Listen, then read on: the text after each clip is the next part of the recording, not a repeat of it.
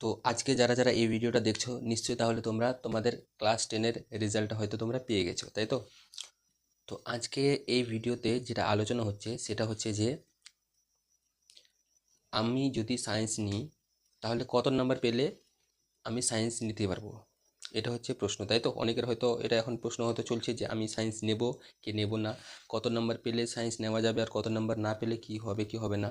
আচ্ছা, তো কথাটা হচ্ছে এই যে যে কত নাম্বার পেলে আমি সায়েন্স নিব আর কত নাম্বার না পেলে আমি না এই মানে চান্স পাবো কি পাবো না সেটা কোনো ম্যাটার করছে না এখানে। তো আসল কথাটা হচ্ছে এই যে যার সায়েন্সের প্রতি চাহিদা আছে, যার সায়েন্সের সাবজেক্টগুলোকে যার যার ভালো লাগে, যেমন সায়েন্সের মধ্যে কোন কোন সাবজেক্ট পড়ছে, এক হচ্ছে ফিজিক্যাল সায়েন্স, লাইফ সায়েন্স, তারপর হচ্ছে কি ম্যাথ, এই তিনটা সাবজেক্ট মোট, ঠিক কি না? তো এই সাবজেক্টগুলো হচ্ছে সায়েন্সের মেন সাবজেক্ট, তিনটা সাবজেক্ট। তো যারা যারা এই তিনটা সাবজেক্টকে ভালোবাসে, ঠিক কি না, যাদের যাদের এই সাবজেক্টগুলো ভালো লাগে, আর যাদের হয়তো নিশ্চয়ই যদি ভালো লেগে থাকে তাহলে নিশ্চয়ই হয়তো মাধ্যমিকে ওদের নাম্বারটাও হয়তো ঠিকই এসে মোটামুটি, ঠিক কি না? তো গল্পটা হচ্ছে এই যে যাদের যাদের ভালো নাম্বার এসছে এই সায়েন্সগুলোতে তারাই হয়তো সায়েন্স নেবে। এমনও কিছু কিছু স্টুডেন্ট আছে যারা হয়তো ভালো সায়েন্সের নাম্বার হয়তো আসেনি, কিন্তু তারা সায়েন্স নিতে চাইছে, ঠিক কি না? তাদের মানে ইচ্ছা আছে যে আমি সায়েন্স নিয়ে হয়তো পড়বো, আমি আগে গিয়ে কিছু করব, ঠিক কি না, পরবর্তীকালে গিয়ে। এরকম অনেকেই আছে, তাদের ইচ্ছাটা ভুল না, তারা পড়তেই পারে সায়েন্স নিয়ে, কোনো অসুবিধা না, নেওয়াই যায়। তো মাধ্যমিক কি যে মানে লাস্ট এক্সাম মানে বোর্ডের, তা তো না, এরপরেও বোর্ড আছে, বোর্ডের এক্সাম আছে, ক্লাস 12-এ আছে তোমাদের আবার, যাদের যাদের ক্লাস 10-এ যাদের যাদের খারাপ হয়েছে রেজাল্ট, ঠিক কি না, মন ভাঙিয়ে কোনো লাভ নেই, কোনো অসুবিধা না। এবার আবার আসবে ক্লাস 12-এ, আবার তোমাদের পরীক্ষা হবে, বোর্ডের এক্সাম হবে, এর থেকে বড় বোর্ডের এক্সাম হবে ক্লাস 12। এটা তো জাস্ট একটা ধাপ, সিঁড়ির একটা ধাপ গেল, যে ক্লাস 10টা স্টার্ট করলা তোমরা একটা, ঠিক কি না? তো এর থেকে বড় আছে যেটা, সেটা হচ্ছে ক্লাস 12-এর বোর্ডের এক্সাম, ঠিক কি না? তো যাদের হয়তো এই পরীক্ষায় হয়তো ভালো মানে রেজাল্ট মানে এসছে তাদের জন্য তো খুবই ভালো, কিন্তু যাদের যাদের রেজাল্ট হয়তো ভালো আসেনি, অনেকেই হয়তো দুঃখিত হয়ে আছে, বাড়িতে হয়তো হয়তো অনেকে বাবা মা বকছে তাদেরকে, ঠিক কি না? তো তোমরা বাবা মাকে একটু বুঝিয়ে মানে বলবা যে এরকম এরকম ব্যাপার, যে এবছর হয়তো খারাপ মানে এসছে, সামনে ক্লাস 12-এ যখন দিব পরীক্ষা তখন যেন ভালো দিব, ঠিক কি না? তো তোমাকে কিন্তু ভালো মতো পড়তে হবে এবার, কারণ ক্লাস 10-এ তোমাদের রেজাল্ট খারাপ হয়েছে।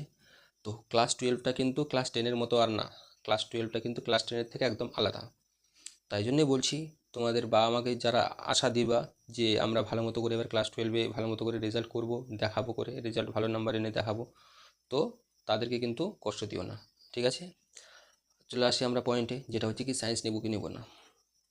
তো যেটা তোমাদের আমি বললাম যে কম নাম্বার এসছে তাই বলে সায়েন্স নেব না, আর বেশি নাম্বার এসছে তাই বলে সায়েন্স নেব, তা কোনো কথা না। তো কথাটা হচ্ছে এটাই যে সায়েন্সের প্রতি যদি তোমার চাহিদা থাকে, সায়েন্স যদি তোমাকে ভালো লাগে, অঙ্ক করতে যদি তোমার ভালো লাগে, বিজ্ঞানের প্রতি যদি তোমার চাহিদা থাকে, তবে তুমি সায়েন্স নাও, না হলে কিন্তু সায়েন্স নিও না। এমন না যে তোমার নাম্বার এসেছে হাইফাই 700-র মধ্যে পেয়ে গেছো 600, কিন্তু তোমাকে আবার সায়েন্স ভালোই লাগে না আর সায়েন্স নিয়ে নিয়েছো, এটা কিন্তু তাহলে তোমার কী হবে, বোকামি হয়ে যাবে, ঠিক কি না? তো আমি বলি যদি তোমার বাংলা পড়তে ভালো লাগে বা ইতিহাস ভালো লাগে বা ভূগোলের প্রতি তোমার চাহিদা আছে, তুমি আর্টস নিয়ে নাও, সবচেয়ে ভালো হবে। এমন না হয় যে আবার তুমি সায়েন্স নিয়ে নিলে এমন হলো যে 3 মাস পরে তুমি আবার ঘুরে ফিরে আবার ওই আর্টসে চলে আসলে, তা তো হয় না। তো তোমার যেটার প্রতি চাহিদা আছে তুমি সেটা নিয়ে নাও, সেটা নিয়ে তুমি এখন পড়ো, এগিয়ে যাও, দেখবা তুমি ওটাতেই তুমি সফল হবে একদিন, ঠিক কি না? এমন না যে শুধু সায়েন্সেই সফল হওয়া যাবে, আর্টসেও সফল হয়, অনেকেই আছে, ঠিক কি না? তো এই হচ্ছে কথা, পড়াশোনা তাহলে চালিয়ে যাও, আর যারা যারা যেটা নেবে নাও। হ্যাঁ, আর বলে দিই যে তবু একটা মিনিমাম একটা থাকে, নাম্বার থাকে, যে কত নাম্বার মানে পেলে পরে সায়েন্স নেওয়া যায়।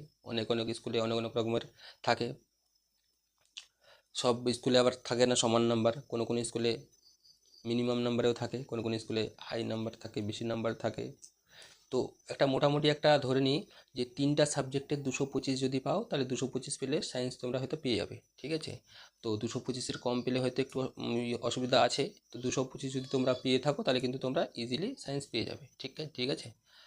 হ্যাঁ, তো পড়াশোনা করো ভালো মতো করে, তোমাদের সাথে আমি আছি, ঠিক আছে? এরকম করে তোমাদেরকে আরও দিব আপডেট, ঠিক আছে? এর নেক্সটে অন্য কোনো কিছু ভিডিও নিয়ে আবার আসবো, ঠিক আছে? তো আজকের মতো এত দূরই। আর যারা যারা যাদের যাদের রেজাল্ট খারাপ হয়েছে মন ভাঙিয়ে লাভ নেই, কোনো অসুবিধা না, আবার সামনে আসছে ক্লাস 12-এ, ভালো মতো করে পড়াশোনা করো মন দিয়ে। অল দ্য বেস্ট তোমাদেরকে, ঠিক আছে, বাই বাই।